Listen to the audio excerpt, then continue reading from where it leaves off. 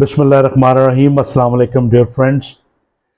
Aurangzeb Suhrawardi mind groomers के platform से आज का हमारा बहुत ही इंटरेस्टिंग टॉपिक और वो है happy worker and happy work place.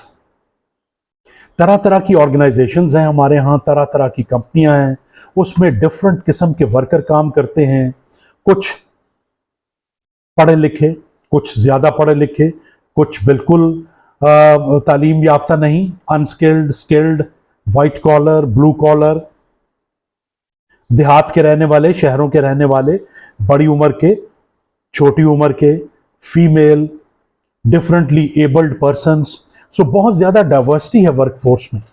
और वो लोग कुछ अमीर तबके से हैं, कुछ जरा कम खुशहाल तबके से हैं, कोई बहुत बड़े बड़े बैंगलोर्स में रहता है और कोई कच्ची आबादी में रहता है।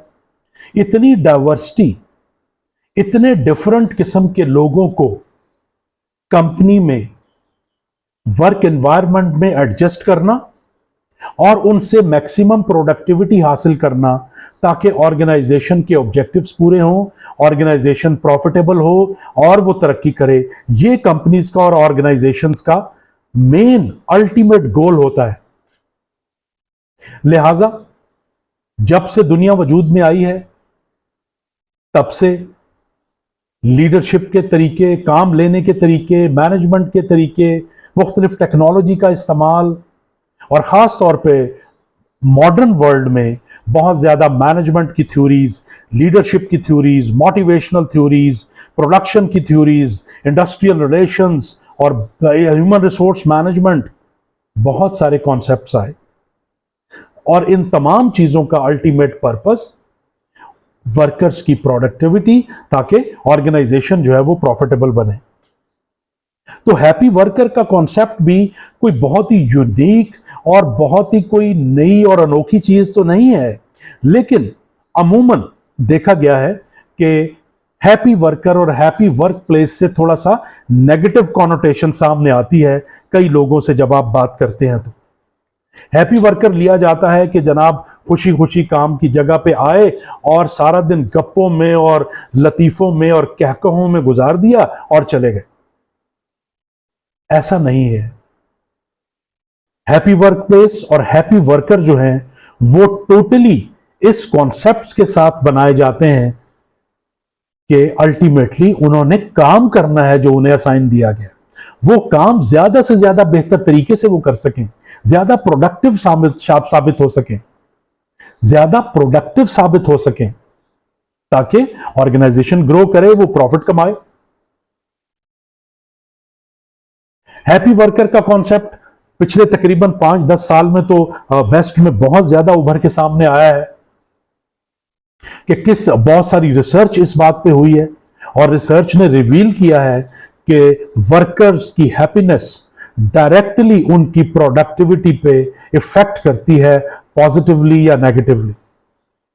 अगर लेस हैप्पीनेस है तो प्रोडक्टिविटी भी लेस होगी, हैप्पीनेस ज्यादा है तो प्रोडक्टिविटी भी ज्यादा होगी।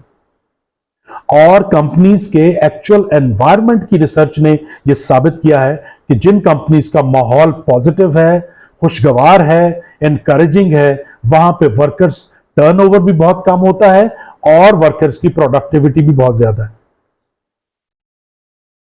अब ये हैप्पी वर्क प्लेस बनाई किस तरह जाए, इसके कुछ मेन असूल हैं। उनको अगर अपना के इंप्लीमेंट करवा लिया जाए तो कोई वजह नहीं है कि एक अच्छी, हेल्दी, हैप्पी वर्क प्लेस ना बन सके। सबसे पहले तो उसमें देखने की चीज यह है कि हैप्पीनेस की, हैप्पी वर्क प्लेस की, हैप्पी वर्कर की इंपॉर्टेंस को समझा जाए। इसको एक लग्जरी या एक पास टाइम या एक फालतू चीज ना समझा जाए। इसकी इंपॉर्टेंस को जो भी कंपनी और उसकी मैनेजमेंट समझेगी तो डेफिनेटली ये एक फाउंडेशन होगी, ये एक बेस होगी उनके लिए कि वो किस तरीके से अगले स्टेप्स लेके वर्क प्लेस को एक हैप्पी और प्रोडक्टिव वर्क प्लेस बनाते हैं। उसके बाद इंपॉर्टेंट चीज है ownership, attachment, association of the workers with the company. Workers own करें अपनी ऑर्गेनाइजेशन को, उसके साथ अटैच होने को अपना फख्र महसूस करें। इसमें वर्कर्स का भी रोल है और कंपनीज का बहुत ज्यादा रोल है। अपने काम की ओनरशिप जब तक वर्कर्स नहीं लेंगे, उनका वो सेंस ऑफ जॉब सेटिस्फैक्शन नहीं होगा, सेंस ऑफ हैप्पीनेस नहीं आएगा, तो डेफिनेटली उनकी प्रोडक्टिविटी भी एक खास लेवल तक ही रहेगी, बल्कि बाज़ औक़ात तो लो भी हो जाती। देन अगली बात हम करें तो वो है ट्रस्ट। जिन कंपनीज में ट्रस्ट का माहौल है, जिन कंपनीज में एम्प्लॉयज आपस में और मैनेजमेंट पे ट्रस्ट करते हैं, वो ज्यादा अच्छी कंजीनियल एनवायरनमेंट वाली वर्क प्लेस होती है, और ऐसे में एक हैप्पी वर्कर के बनाने में भी बहुत मदद मिलती है। मैंने कई कंपनीज में देखा कि वहां पे लोग जो हैं वो इतना ट्रस्ट लेवल लो है आपस में कि कोलीग्स भी आपस में इधर उधर देख के बात करते हैं, बहुत सोच समझ के अल्फाज मुंह से निकालते हैं, कई चीजें दिली में दबा लेते हैं, कई चीजें आती हैं जो शेयर नहीं करते, और मैनेजमेंट पे भी ट्रस्ट ना होने की वजह से बहुत सारी ऐसी चीजें हैं जो बिल्कुल दबी रह जाती हैं, जिसका कंपनीज को भी नुकसान होता है और इंडिविजुअली वर्कर्स को भी नुकसान होता है। इसी के साथ जुड़ी हुई अगली चीज है communication. Open and trustful communication is also part of it, और वो भी बहुत इंपॉर्टेंट है। एक दूसरे से राब्ता, एम्प्लॉयज का अपने पीयर्स के साथ राब्ता और कम्युनिकेशन, सीनियर्स के साथ, मैनेजमेंट के साथ कम्युनिकेशन और राब्ता, डिपार्टमेंट्स का आपस में इंटीग्रेशन और राब्ता बहुत इंपॉर्टेंट है। बहुत सारी कंपनीज में डिपार्टमेंट्स की आपस में ही नहीं बनती, वो एक दूसरे की प्रोफेशनल और पर्सनल राइवलरी में कंपनी का नुकसान कर रहे होते हैं। वर्कर्स भी उस ऑप्टिमल तरीके से परफॉर्म नहीं करते। Then comes fair treatment, equality, equity, accountability, justice. अगर इस पॉइंट को अपनाया जाए तो भी कंपनीज को बहुत मदद मिलती है अपनी कंपनीज में एक अच्छा वर्क एनवायरनमेंट क्रिएट करने में, जिसमें वर्कर्स, ऑफिसर्स, एग्जीक्यूटिव्स खुश होकर काम कर सकें, जहां पे बेइंसाफियां होंगी, जहां पे साजिशें होंगी, जहां पे खुशामदें होंगी, जहां पे बहुत ज्यादा अनफेयर प्रमोशंस होंगी, रिवॉर्ड्स होंगे, काम करने वाले लोग कोनों में छुपते फिरेंगे, और खुशामद करने वाले और नेटवर्किंग करने वाले लोग जो हैं वो हर तकरीब में आपको नजर आएंगे अवार्ड लेते हुए, बोनस लेते हुए। ऐसी कंपनियां कभी भी वर्कर्स से ऑप्टिमल प्रोडक्टिविटी नहीं ले पाती, और कंपनियां खुद भी धीरे धीरे धीरे धीरे या एकदम से कोलैप्स कर जाती। देन एक और इंपॉर्टेंट चीज जो मैंने भी ऑब्जर्व की कंपनीज में, और मैं हमेशा गाइड भी करता हूं, कि जिन कंपनीज में प्रॉब्लम सॉल्विंग का माहौल है, चाहे वो वर्कर की पर्सनल प्रॉब्लम्स हो या प्रोफेशनल प्रॉब्लम्स हो, उनको किस तरीके से असिस्ट करना है सॉल्व करने में, जो कंपनियां ये माहौल रखती हैं, वहां पे भी एक हेल्दी वर्क एनवायरनमेंट क्रिएट होता है और वर्कर्स बहुत खुशी से काम करते हैं। रिवॉर्ड्स का जिक्र भी यहां पे करना जरूरी है। फाइनेंशियल रिवॉर्ड्स भी होते हैं, नॉन फाइनेंशियल रिवॉर्ड्स भी होते हैं। बास कंपनीज में कल्चर है फाइनेंशियल रिवॉर्ड्स देने का, लेकिन वो भी अक्सर कंपनियां जो हैं वो अजीबो गरीब किस्म के अपने से तय करदा या किचन कैबिनेट के तय करदा स्टैंडर्ड्स के मुताबिक देती हैं, तो बाकी लोग डिससेटिस्फाइड होके अनहैप्पी हो जाते हैं, परफॉर्म नहीं करते, और बाज़ औक़ात तो कंपनीज में बहुत सिवियर रिएक्शन भी देखने को मिलता है। इसी तरीके से फाइनेंशियल रिवॉर्ड्स के साथ साथ नॉन फाइनेंशियल रिवॉर्ड्स भी हैं, रिकग्निशन की सूरत में, एप्रिसिएशन की सूरत में। बदकिस्मती से बहुत सारी कंपनियां फाइनेंशियल रिवॉर्ड तो किसी ना किसी तरह बोनसेस की शक्ल में या इंसेंटिव्स की शक्ल में दे देती हैं, लेकिन एप्रिसिएशन, एक एप्रिसिएशन वाला वर्क एनवायरनमेंट, रिकग्निशन वाला वर्क एनवायरनमेंट क्रिएट करने में नाकाम होती है। जो कंपनी ये करने में कामयाब हो जाए, डेफिनेटली वो दूसरों से बहुत ज्यादा कंपैटिटिव एडवांटेज ले लेती है। और इन तमाम चीजों को, जो चीज बाइंड करती है, जो चीज फॉस्टर करती है, जो चीज ट्रिगर करती है, वो है कंपनी का ऑर्गेनाइजेशन का कल्चर।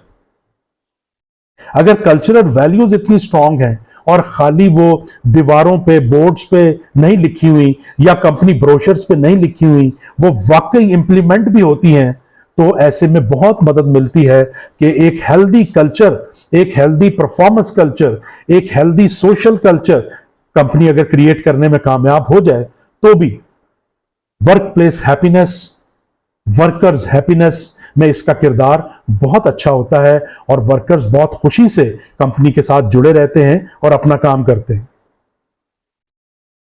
लिहाजा कंक्लूडिंग बात यह है कि खुश होना इज एवरीबडीज राइट, यह कोई लग्जरी नहीं है। जब तक कंपनीज या मैनेजर्स इसको एक लग्जरी और फालतू चीज समझेंगे, डिसिप्लिन के खराब होने का इसको मूजब करार देते रहेंगे, तब तक बात नहीं बनेगी। घरेलू परेशानियां हों या प्रोफेशनल परेशानियां हों, जब तक एम्प्लॉय उनको सॉल्व करके खुश नहीं होगा, वो कंपनी के लिए भी ज्यादा अच्छा कुछ नहीं कर सकता। बहुत सारे मैनेजर से मेरी बात हुई तो उन्होंने कहा कि जनाब, जब हम ये हैप्पी कल्चर की बात करते हैं, हैप्पीनेस की बात करते हैं, तो लोगों के लिए आप जितना मर्जी कुछ कर दें, ये वर्कर्स होते ही ना शुक्रे हैं, इनके लिए आप कुछ भी करें, ये इनके मुंह ही सीधे नहीं होते, ये हर वक्त बेजार ही रहते हैं, शिकायतें ही करते रहते हैं, इसलिए हम कुछ नहीं करते, जैसा चल रहा है वैसा चलने देते हैं। यहां पे तो ऐसा ही होता है।